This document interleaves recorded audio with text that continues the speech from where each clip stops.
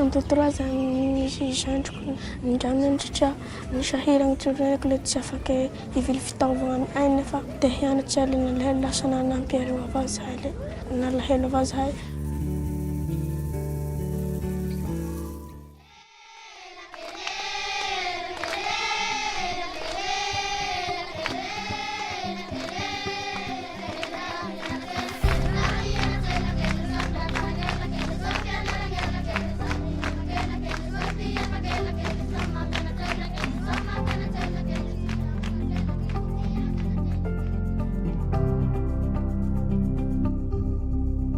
Ny aty aminay dia niakatra ny tapahavitsehan'ny mpianatra.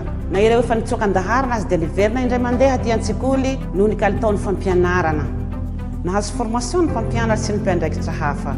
Zahay koa nahazo trano, dabilio, matériel pédagogique ary cantine scolaire ahafahany zaza misakafo.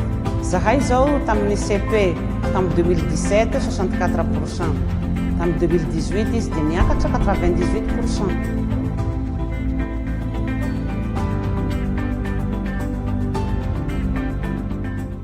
L'éducation est l'une des plus importantes priorités de la coopération internationale du gouvernement norvégien. Elle constitue environ 2/3 de notre fonds de développement ici à Madagascar. Nous sommes très contents de pouvoir continuer le partenariat avec les Nations Unies et ainsi aider Madagascar à atteindre l'objectif de développement durable numéro 4, que est l'éducation de qualité.